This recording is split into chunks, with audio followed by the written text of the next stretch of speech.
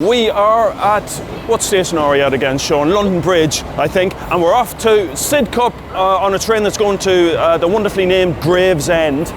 We're going to Dave's, and Dave is going to remix, remaster a quantum metal song. So a metal song that has quantum physics written into its very core in terms of the riffs, in terms of the rhythms, in terms of the lyrics. Lots and lots of subtle links to quantum physics in there, and lots of not so subtle links to quantum physics in there. Sidcup doesn't get much more exotic than this.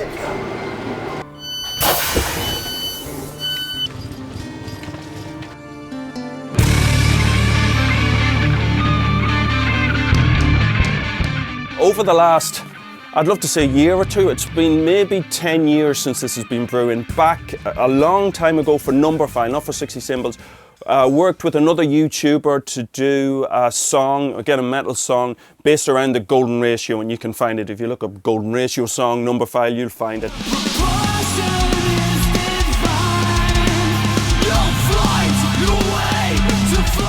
That was a huge amount of fun, and ever since then, I've wanted to, well, let's push that a little bit further and let's really bring it, go beyond the maths, but also to bring the physics in. And it's not just about mapping the riffs to certain constants like we did with that Numberphile song. That's important, similarly with the rhythms, but to go a little bit beyond that and really have the lyrics also embed so much of the quantum physics. So what I've done over the past N months is record the guitars, when I'd get a chance, record the bass. The drums are something called aero drums, which we also did a video on. A lot of the aspects of the music of the song, what I had in mind was the Schrödinger equation, and in particular, the time-dependent Schrödinger equation, which is really the core, not just of quantum physics, but so much of physics and so much of the material world around us. So it's a question of trying to map the music onto aspects of the Schrödinger equation and aspects of quantum physics in general. One other key difference, and possibly the most important central difference compared to that Numberphile song, is this time I wanted to get the students involved, to get our undergraduates involved. Thank you for turning up. That's brilliant, thanks a lot. And to have them contribute to the song and actually have them sing and chant and add their voices to the song. And so we had a wonderful time going into B1, our largest lecture theatre, invited the students along. They came along to sing a number of certain aspects of the song. There's a chant in the middle that we got them to chant along to. Keep that going. This is the roots of all things. We got those recordings, we got the students in the lecture theatre. Now we've got all those files to Dave, and that's what we're going to spend the next few hours, days, weeks, mixing, remixing and mastering this particular song. Phil sent me the files last night and I've put them all into Cubase and I've lined them up to the grid so all the tempo fits and everything, and I've just visually organised it, make sure all the drum tracks are together and they're all coloured. When you're navigating around, how many tracks has this got? It's got about 60 odd tracks, hasn't it, really? Entirely coincidental, but it is quite nice that there are 60 tracks. Yeah, probably be more than that by the time I get, but it's a lot of the first pass phase is going through and making sure that the different instruments don't interfere with each other. So for example, something could sound like a guitar could sound really good on its own, have loads and loads of bottom end, loads and loads of bass, loads of long frequencies in it. But then you get too many of those type of instruments all happening at the same time. And then you just get this muddy sound where everything's merging with everything else. So the first start is to think of it like real estate. So it's like this instrument has got that part of the spectrum, this instrument's got that part of the spectrum, and there can be some crossovers, and there will be, but it's trying to make sure that everything's clear, and then you can mix and do other things from there. Because if you're starting from a place where everything's interfering with each other, we're just going to have a bad mix. And particularly for metal, where the guitars often sit exactly where the bass frequencies are as well. But there'll also be some other interesting things on there, because the drums on this are electronic and well, kind of electronic in terms of the in MIDI, terms of the sound. But we did a video a while back on aero drums. I love aero drums. They're electronic in the sense that it's MIDI, but not electronic in the sense that they're not programmed. So they are real played, which is why they're so crap. And Dave's going to have to do so much tidying up. As I do certain things which for me are standard audio techniques, I'm going to be like, what application would this process have if you were dealing with data from a satellite or something? Well, these are mathematical functions. As we're looking at, we've got some signal that's varying its time. We've got a mathematical function. What you're going to be doing is Fourier analysis. Well, I've got just hundreds of it. Exactly. So the place I'm going to start is with the drums, because this might not be a physics thing, but it certainly is an audio thing, a mixing thing. If you don't have a solid drum sound, and then, you know, almost anything else you can get away with, but you need your drums to punch. And Absolutely. I know you gave me a reference Black Sabbath song, but I did. So I like aspects of that, but I also think if it was mixed like that in the modern age, I think it wouldn't compare to modern stuff. It needs to be absolutely a little bit more punchy. I agree. So let's start with the bass drum. One of the things I'd usually do is just find a frequency point and just kind of move it along. Right, can we stop it? Sean, can you get this? Can't express just how much physics this is. This is a band of frequencies. When we are doing our experiments with moving single atoms, we use a teensy tiny tuning fork to image the atoms and to move the atoms, to pick up on the force between the atom at the end of the tip and the atom at the surface. And this type of variation of amplitude with frequency, we do all the time in the lab. This is how we tune up our experiment. The links here are incredibly important. Okay, so I'm just gonna, bit of pink noise. The reason we call it pink noise is because we have, instead of having white noise where you have equal intensity in all the frequencies, with pink noise, it falls off. It's the audio equivalent of the color pink. If we wanted to have pink, how would we mix up our colors? How would we mix up our frequencies? If we want to have pink in terms of sound, it's a question of how we mix up those frequencies. Yeah, musically speaking, it's a lot better to use pink noise than white noise. So I've got that there. So what I've done here, I've got the pink noise generator. Yeah, you can see the fall off in the graph. So that's the frequencies. So on 60 Symbols, I've spent a lot of time going on about Fourier analysis.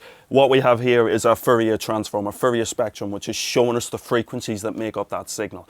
It's just physics everywhere. At the moment, what I've got is I've got the pink noise, and then I'm sending it to another channel, and I've put it out of phase. So as this is a physics channel, everyone's going to know that if you put two things out of phase, they sum to zero, which then means that if I want to put an EQ across it, just to kind of demonstrate what EQs do sort of musically speaking, and also in the physics world. So if I put an EQ across one side of that pink noise that's out of phase, we can lift up frequencies. And that even looks Lorentzian to me in terms of that shape. So we call that a Q. So if I turn up and down the Q, I can change the... What we want to do in our experiments in the lab is to get the highest possible Q that you can have. Q stands for quality, and it's the quality of the resonance. And if you have something sharp like that, it means you get an awful lot of signal at a particular very narrow range of frequencies. If you spread it out and have a lower Q, that effect is spread out over a much wider range of frequencies. Dave, if you... Yeah, if I go to sort of like 500 hertz, and then... Yeah. But I mean, from a musical point of view, you can make some interesting things. I mean, if I was to put one on each octave, for example, almost the Doctor Who theme there. Yeah, we need a theremin. Yeah. So that's what EQs do. It's you're literally saying, well, this particular set of frequencies, I want to boost the amplitude of those frequencies and cut the amplitude of other frequencies, and then you want to narrow the bell curve and say which range of frequencies you want to include and which ones you don't. But why introduce the pink noise? Why not do it on the... Well, no, I was introducing the pink noise to be able to give an active demonstration where you, from silence, you can see which frequencies turn up. Now, one technique that we might get into later is to use the pink noise, because a snare drum has snares underneath which kind of make this tss sort of sound, which doesn't really have any specific pitch or anything like that. So one technique I might have later on is to actually EQ a bit of that pink noise to kind of get a tss, tss sound, and it will give it this kind of under snare sound. So we're going to try and simulate the sound of microphones that don't exist. In the 70s, they had physical tape machines recording stuff onto, you know, magnetic media, and they didn't have enough tracks to have 15 mics around a drum kit or whatever. So they would record the snare with one mic and then use techniques like that to try and simulate it afterwards, because at the end of the day, it's all smoke and mirrors. It's all cheating, isn't it? And again, that's the uncertainty principle in accent. in that if you have and I've banged on about this so many times before in 60 Symbols videos, but I'm going to bang on about it again unapologetically. So if you have something that is very wide in time, so just a perfect note, like a, we have a very narrow frequency spectrum. So wide in time, narrow in frequency. However, if we're talking about the snare or something like that, which is very time limited, that has a very wide frequency spectrum associated with it. So wide in time, narrow in frequency, narrow in time, wide in frequency. Ultimately, that's the guts of the uncertainty principle, either when it comes to sound engineering or indeed when it comes to quantum physics. So I'm just going to have a little sweep through. See, that's got quite a nice punch to it. What I tend to do is find the sub that's got the most ring, so that's where the most punch is, and then bring it just a little bit below. So we're not pushing exactly where the ring is. But then the problem is when you bring in the bass and you bring in bottom heavy guitars, do you not? Yeah, I mean that's why you need to say where is I want the bass drum to be the lowest. I want that to represent that real bottom end there. And then all of this horrible stuff. You're going to pull out, okay. So all the bottom end without the mud. And then that's just horrible. Yeah, that it really is. And then I'm doing big, broad movements yeah, at the moment just to get a feel of it, and then I'll tweak it later. I'm not even worrying about cues and stuff.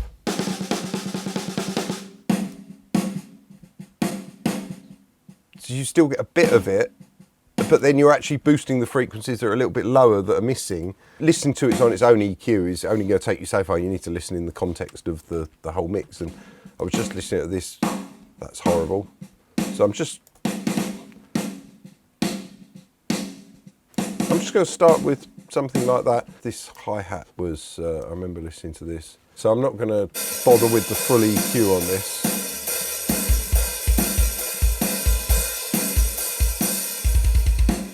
I'm going to create two different groups here. So I'm going to have drums all, which actually should be the last one in the chain. And I'm going to do drums trash. What we're going to do with the drums trash is I'm going to use a compressor so fiercely that it just distorts the signal and fudges it up. And then you just mix a little bit in underneath, and the whole thing just... And because it's distorted, your bandwidth's really large, so... Yeah, so you just end up, and sometimes a little bit more of a stereo image on that, so that you get... And then I'm going to show you on the final drums or a little technique where you do... you use middle and side, so to get sort of mathematical in it, and then you tell me whether there's any application for this. I mean, you have two signals coming in, which in our case is left and right, but in a physics thing could be anything, doesn't matter. It's two signals that are obviously related to each other and happening in some sort of time sequence. And what you do is you find out what's similar, you sum them together and get the similarity, and then you put the sides out of phase with each other and you cancel that, so you get only what's different, and you treat them differently. So you say, this is the stereo information, this is the stuff that's different in the two signals, this is the stuff that's the same, and then you can compress and EQ them differently, because quite often with a drum kit you've got all the room and the width and the excitement happening there, and I want that to never be lower than that and never be higher than that, and then we've got all our punchy bass drum whatever there, and I want that to be different. Because they're coming out of a software, we haven't got this problem. But obviously with a real drum kit and you mic it up, you get a lot of background noise from it, a lot of bleeding, as you say, and then you can use things where you're shifting the wave files by like samples at a time to be able to line things up, because you might find that when you play the snare and then you've got a mic that's very, very close to it, okay, you're going to hit that snare drum and that sound will go into that microphone, and obviously the speed of sound in whatever atmospheric pressure you've got in that drum room will take time before it goes up to the mic. By the time the sound has got from the snare drum to the overheads, you might end up with the wave being the other way up, and then they cancel each other out. Now in the old days, you'd have on the desk, you'd have a button and it would just be face, and that's what you could do. Is it literally just plus or minus 90 or plus or minus 180, or do you? No, it's just 180. It's just a 180, right? Not every frequency that's going from the snare drum. I mean, it's a different microphone, so it will have a different frequency response. It will be picking up different frequencies at different levels, plus the air and the mixing of the other instruments will change the frequencies. So you'll end up with little patches of cancellation within your frequency spectrum to the microphone. Now, sometimes that can sound nice. You can tune it in, and there's beautiful ways of putting like a single mono mic in front of a kit, particularly if you've got a really roomy sound, and then you get a couple of room mics and you can get it really boomy, and then you just flip the phase of that front mic and end up taking out some of that room. And sometimes during a song you could have like a verse that's all delicate and have it in phase where you're hearing all the room and everything, and then it kicks in for a really heavy chorus and you want the kit to be tight, and you literally just flip the phase on one mic and the whole drum sound changes, you know. And there's so many things you can do by deciding to deliberately put things out of phase or keep them in, and that's something that we're always dealing with audio. We're always trying to, you know, which again is what you're doing with physics. It's the administration of waves. Yeah, but ultimately all the weirdness of quantum mechanics, all the weird wacky stuff is down to phase. I've got the whole drum kit going through a compressor that is in middle and side. So we've got the mono data on one channel and the stereo data. So it's almost turned 2 channels into 3 channels, right? So at the moment I'm just listening to what's stereo, nothing that would be in the middle of the mix. And because a lot of that is going to be top end, if I have the attack time, really, if it takes ages before the compressor actually does anything, because the frequencies are so short, nothing's going to happen. So I'm going to turn my attack time right up. And the reason it's top end is because, of course, the only things that are panned left and right are the cymbals. The cymbals, and you get a little bit of the click of the toms come through. The bottom end of the tom, the doo-doo, tend to stay in mono, but the slap of the stick hitting the tom and the snap of they're things that will be on on a kit that's recorded with mics. They're the things that are going to be in stereo. And to get a nice drum sound sometimes, it's almost like I never want there to be any less than this amount of stereo room sort of stuff. I never want it to be more than that. So it always has a certain width. And then I want the mono to, again, it's controlling, it's manipulating, controlling and reining everything in just a little bit at a time, and just putting things on reins, you know, and then eventually you end up with something that hopefully sounds somewhat beautiful. I mean, I don't know about this bit of metal is beautiful, probably metal not. Metal is beautiful. Yeah, you get the idea. So with the stereo stuff, I'm basically turning the attack time, that's actually down because these are reversed, but I'm making it with a really fast attack, really fast release, and we'll see.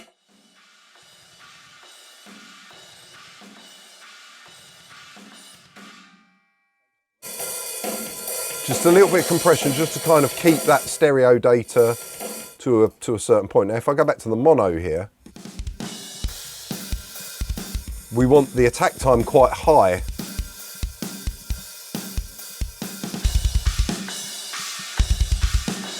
I'm going to just call this snare SD for snare drum, pink noise. For some reason I like to capitalise all my channel names. It makes them easier to read at a distance. I want to put the generator across it. Go away. I'm going to put a gate across it. And a gate, just for the reminder, a gate is basically something that says if the signal is over this level, we're going to let the signal through. If the signal goes below this threshold, we're not going to allow it to through. What I want this gate, and you can actually hear there, it sounds like it takes time to turn off. So that's the release time of the compressor. Yeah. So what I want to do is I want to sidechain this so this isn't reacting to the pink noise, it's reacting to the snare drum. So I'm going to activate the sidechain saw, so I'm going to put in the snare drum. There are less parameters on a beam line. So if I now turn down... Fewer parameters, oh my God, that was bad. Stephen Fry's not going to watch this, so I won't worry. So effectively, every time at the moment, very rudimentary, I haven't really done a lot with it. Every time the snare hits, we're just getting a burst of pink noise. So you can see by using the release times and the hold, you can shape that as you want. So it'd be like there'll be a rise of attack time, then you can hold it for an amount of time, and then there'll be an amount that it turns it down, which is the release. So it's just adding a life to the whole.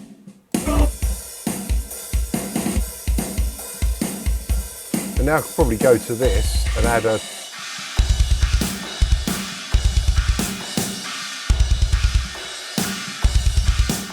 little bit more crack on the snare.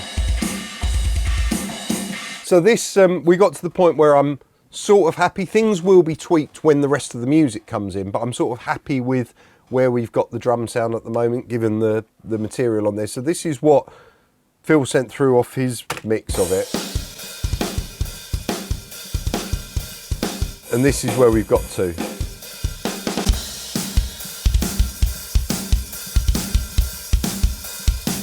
Yep, I'm happy with that. You can hear the snare. I'm already hearing there, I think once the rest of the music go on, the snare needs a little bit more crack and probably a little bit less of that reverb. There's things that we will have to work on. Things that sound on their own, you can push up too much stereo, you can add reverb, and then in the context of the mix, I need to start stripping that back. So tentatively, it sounds nice for now. It sounds fantastic. I'm tidying up his drumming. Now, he's being very harsh on himself. Poor man. But he's a physics professor, he's not a drummer. So I think, considering he's not a drummer, I think his drumming is absolutely excellent. It's better than my drumming, and I'm an actual professional musician. Thank you, David. I mean, I'm a guitarist. No, but I think you're probably the best physics professor drummer at Nottingham University. Yes, Would you say that? In your office. But on a Tuesday. The problem is, on a serious point, is that things can be a little bit out of time and it's fine, but as we were discussing earlier, high frequencies are narrower, physically narrower. So when you've got the slap, particularly in metal or something like that, when you've got the slap of a snare and the slap of a bass drum, and you've also got the slap of the bass guitar and whatever, if they're marginally out, you wouldn't hear it on a long frequency being marginally out, but on a short frequency, you're going to hear them as like da-da, da-da, and they'll flam with each other. So I'm going through and tweaking up his timing. But what you find is the more you tweak, then the more you need to tweak and you go on this. So there's always trying to keep a balance between the two. But, you know, your drumming is I've had people that call themselves drummers who play drums in a band that are less in time than you. So don't beat yourself up over it. Yeah, don't beat yourself up over it. You can see the peaks. There's a hard line at the beginning of where something interesting happens, and I just want to snap it to the bar, you know. And this is beautiful algorithms that I've no idea how they work, that are stretching waves, keeping the pitch without and adjusting for the phase as well, as you said.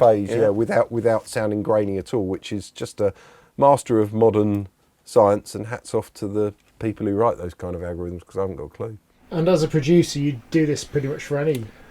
Yeah, I would, to some degree. I mean, if it was kind of like real loose jazz or something, you would be doing less of it. It would only be maybe the beginning of a bar if the bass was meant to land with the drums and it was so wildly out it was bad. But it's just minor tweaks, and we'll get there. Oh, that was awful.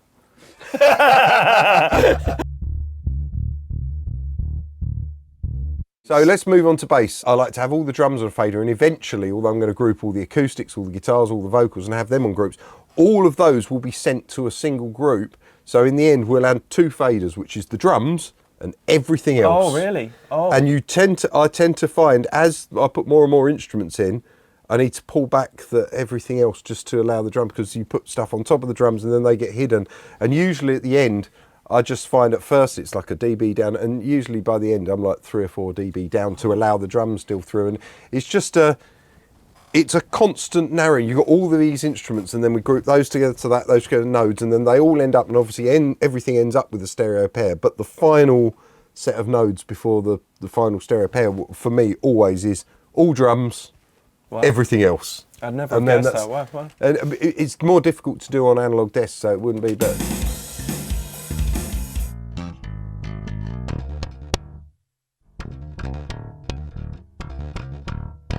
First thing I'm going to do is I'm going to put like a bass amp simulator. I want it to sound like it's been through an amp. I want to pretend it's been through a valve and had all those corners rounded up. That's just the raw signal straight in. Effectively, I see the bass guitar as two different instruments, right? There's the bottom end, everything below, let's say 80, 90 hertz, right? And then there's everything above that 300-400 hertz, which is nice. This bit is competing with the bass drum, right?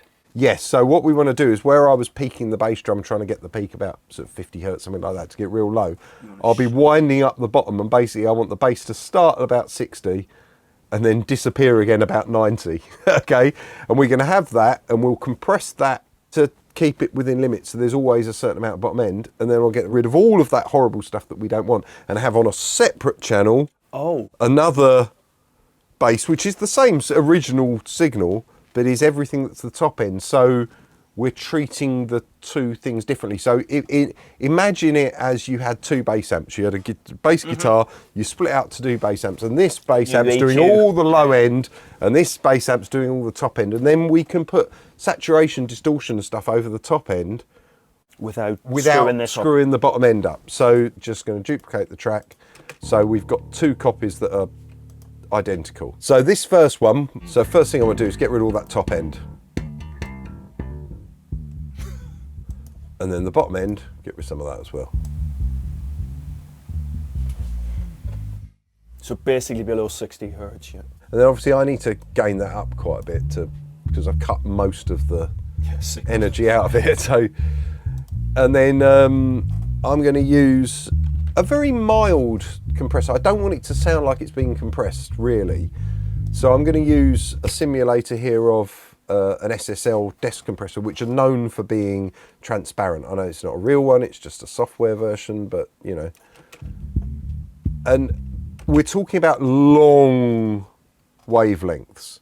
So again, the attack time needs to be long enough to be able to deal with those. You don't want it to be responding to transits. Not that there's going to be any transits. You see what? Well, there are clicks on the transients in terms of. But not with this, because we've cut out everything of course. All the top end's gone. Yeah. We've kind of got this constant bottom end now. So now we're just dealing with just the upper frequencies. And all those clicks and transients. I'm going to pull in the top end a bit more, because on a bass you're not looking at 10k.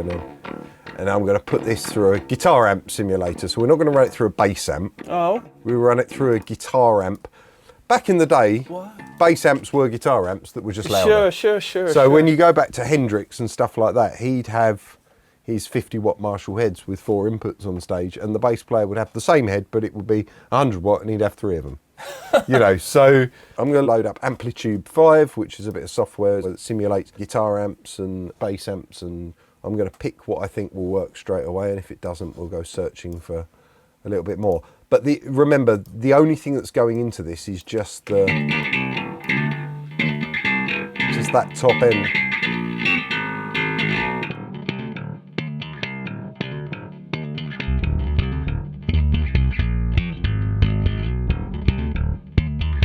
It's the difference between that and what you've got. Two different bass signals. Yeah. So we've got the bottom end and the top end. It's really clever. The problem is, you'll be able to explain technically why.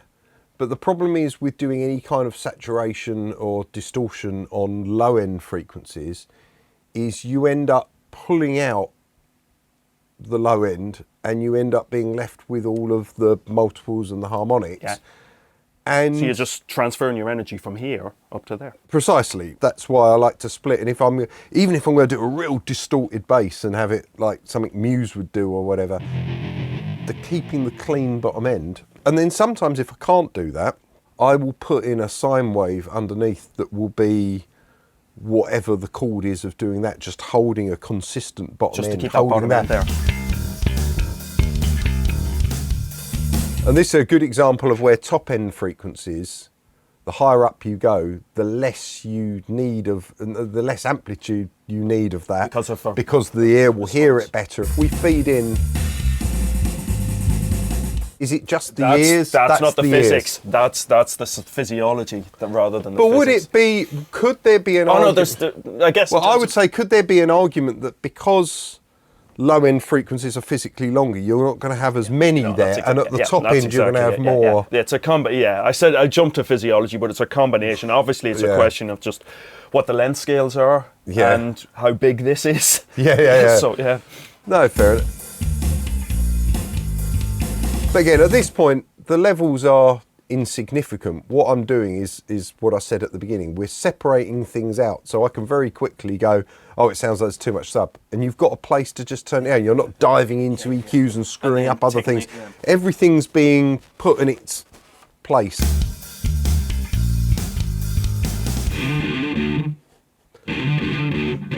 a lot of people put too much distortion Yeah. on guitars. Distortion also compresses, so you lose dynamic range. Although I said earlier, compressors can create dynamic range. You're not going to be creating too much dynamic range with a distortion. The key is, for me, is to layer up the distortions rather than having one big distortion. When you get into super saturation on any of this software stuff, I find it doesn't model as well as having a real amp.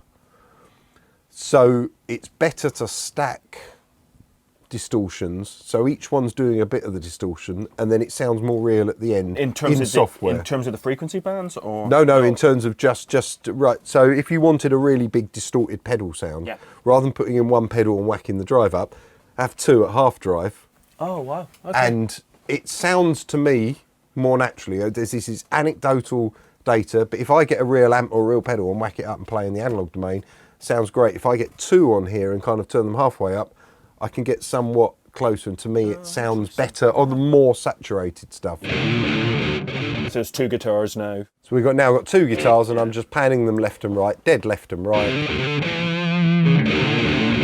I've grouped the guitars to a single, what would be a single fader, so that I can treat them all together, the rhythm guitars. And there's a lot of bottom end which is happening, let's say from sort of like 50 hertz up to about 110, 120 hertz, which is where we've got the sub of the bass drum and the sub of the bass guitar. See, in the mix, those frequencies, you can hear them when you just listen to the guitars on their own, but then when you put the guitars in the mix and you take those frequencies out, there's going to be at some point, there's marginal difference. You're not really noticing it.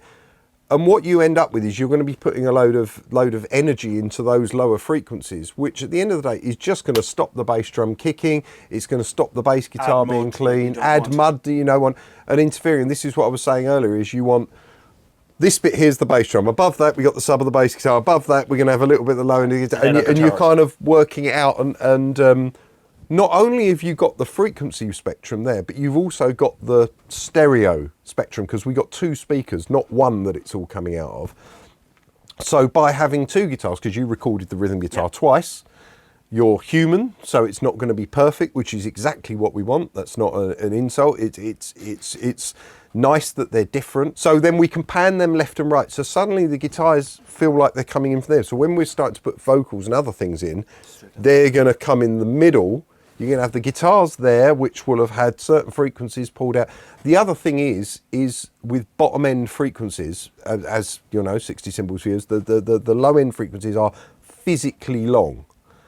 And if you have things that are coming out of right and left that are different, that have those physically long frequencies, depending where you're standing between the two speakers, you're not going to be always in an optimum place right in the middle.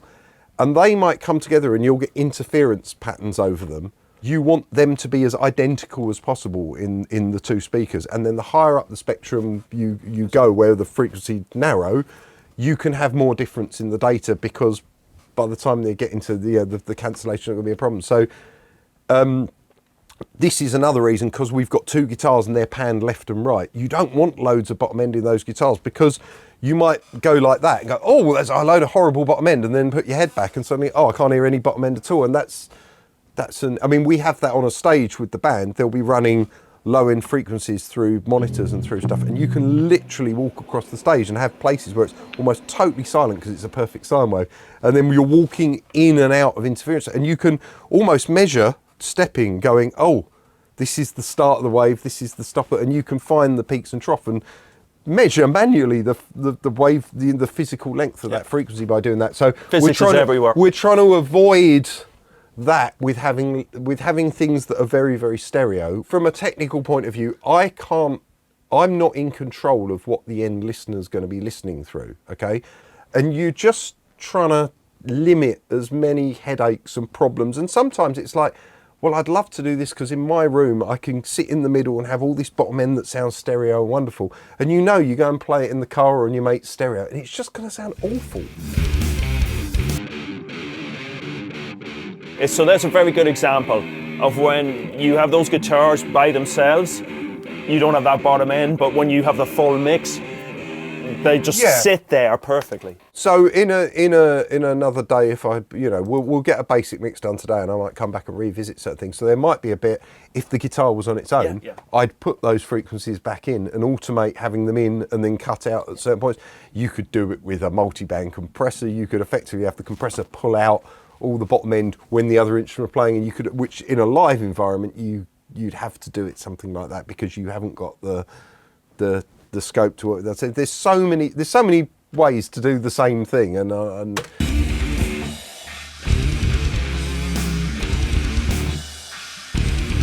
this is what the guitar sounds like.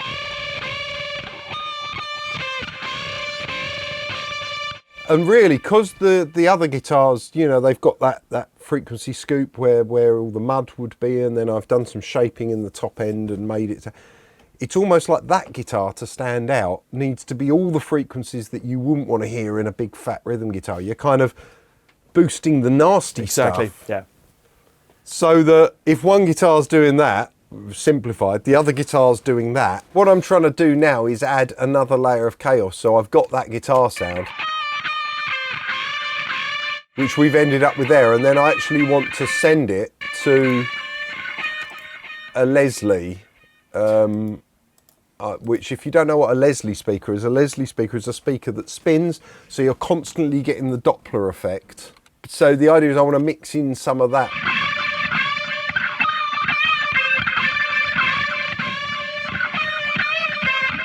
And if I just mix that Leslie underneath, that is perfect. It's going to sound like a siren. This is where it's not science, it's more of an emotional thing. Well, Doppler effect should certainly Well, that's science, but I'm saying from an emotional point of view, people have associated certain sounds with certain things. So if you give them a Leslie that's really speed up and you get a horrible sound, it's worse than a normal siren. It's a little bit more painful, which is...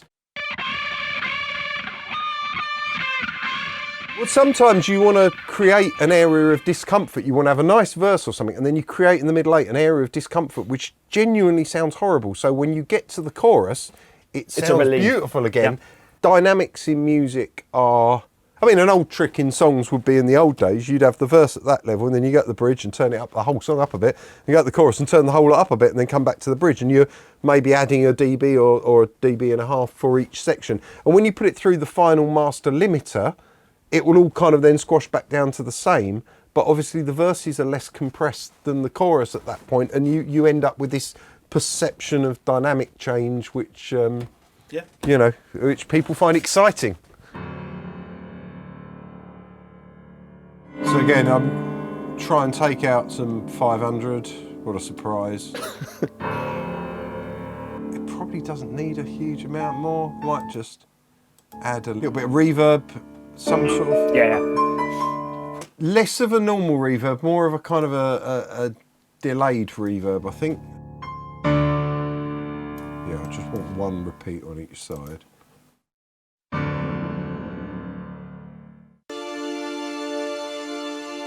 That almost sounds Floydy, doesn't it? It does. Synths do tend to. This is where I wouldn't go for a delay. This is where we'll get quite a washy reverb on it, and I think in the nature of synth, sometimes the cheaper the reverb, the more cool it sounds, and also how much stereo is in this. How stereo is this sound? My point being is it could be more stereo. Yeah. So I'm going to do a trick on, you know what a delay is. So a delay would be, you'd have something where it plays a signal, like, so it's giving you kind of delays on it. And if you do it to 100% mix, you get, so you wouldn't hear the initial thing. So if I put a stereo delay on, so I can have a different delay on each side. One delay I can have completely off. On the right-hand side, I can have it completely on. And I can just delay it by, say, 20 milliseconds. So we're going to shift the right-hand side of the signal by 20 milliseconds, which will make it much wider. And then put a reverb on top of that, and it will just be, it can be there and all around and like a big warm blanket around you without ever needing to be so loud in the mix that it's interfering. That's the big warm blanket. That's the plan. That's exactly it, yeah.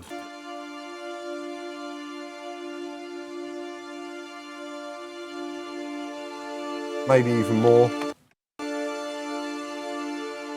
You wouldn't want a tight guitar to be 30 milliseconds, you'd hear that, but that's starting to sound.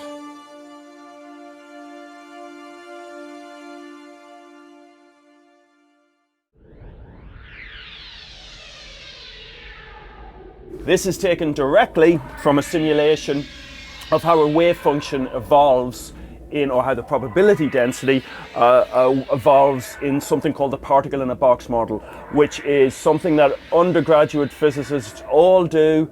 They love it so very, very much. They see it in first year, they see it in second year and third year and fourth year, see it so many times over.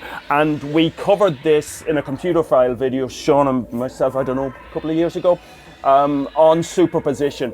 And this is the output from the simulation we described in that video. And what you're hearing is quantum dynamics, simulation of quantum dynamics. From a musical point of view, what I'm hearing there is there's some kind of noise which has some sort of centre frequency around it, which is going down very, very slowly. And then within that, you're boosting up and down the harmonics with some kind of back and forward. If I was doing that, I'd basically have two phases, one really long and one really short, and they'd be working with each other. Is that what it's doing? Oh my God, that's precisely what's going on. We have in terms of the superposition, we have two key components here.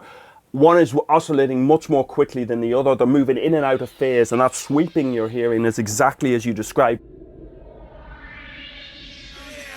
Bit by bit, by bit, new states emerging. I've actually got a 76 model, 1176 model, because you've got the attack and release, and I've got really fast attack and release, so that I'm getting all those nasty transients that are coming out with the vocal. You go, bit by bit, all those are going to jump out, so I'm squashing them down. Now I'm using a 2A as a second compressor over the lot, which has got a much slower kind of nice attack. New states emerging.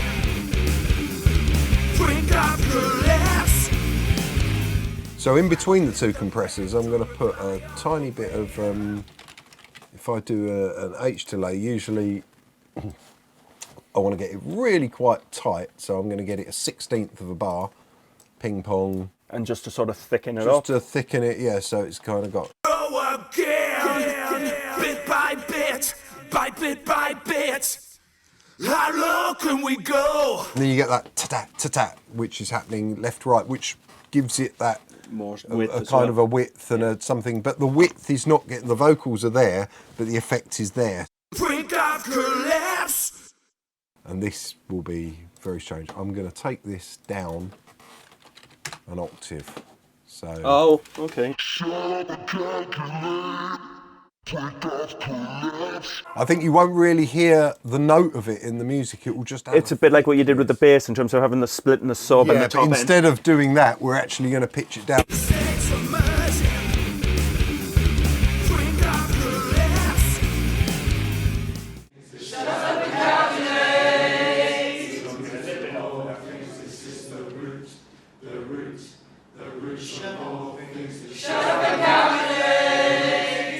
We've just got to the bit which we recorded in the lecture theatre with the students, and Dave has got the wonderful challenge of embedding this and enmeshing this with the rest of the song. So I'll leave it up to Dave's studio wizardry to embed this.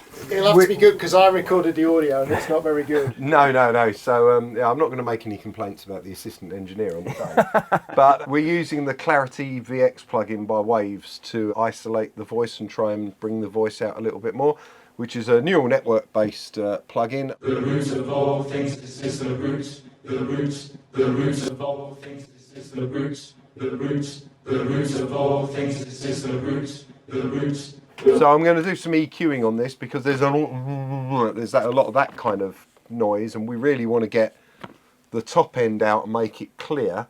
And then I'm probably going to do the same as I did with the synth. I'm going to have a right and a left version so that the right is pushed a little bit, and then that way we're getting the chant from the left and the right rather than having it all. There's down also the middle. to make your life even more difficult, there's a spoken word bit over the top. Well, of this. that doesn't make my life difficult. I think the fact that we have that coming left and right will give the space for the middle, because again it's about space, 3 dimensions, left, right, frequency, all of it. It's trying to make things not conflict.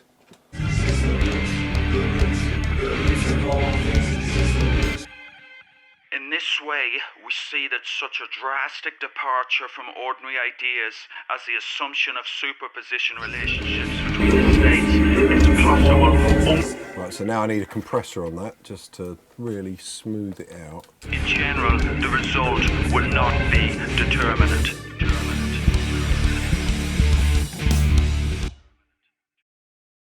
You know what it's about. It's also bloody weird and esoteric. We can't understand any of the fundamentals, so let's just shut up and calculate.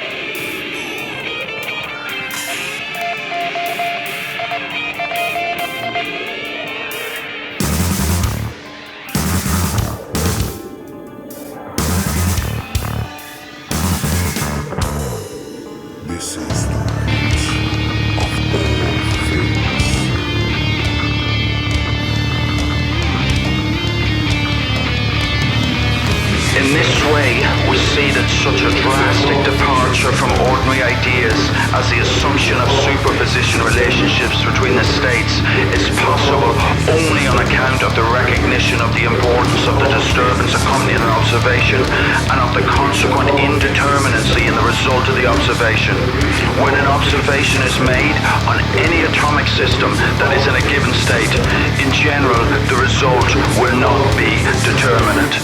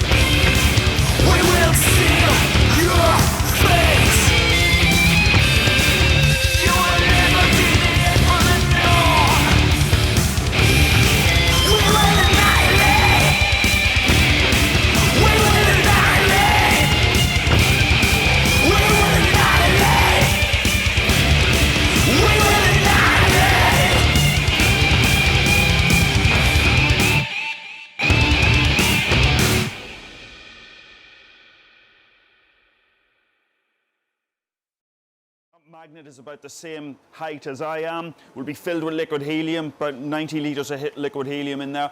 The UHV, the ultra high vacuum chambers, have been added on top, and you slice that open to expose a surface. Now the atoms that are at that surface are much less happy than they were when they were in the bulk,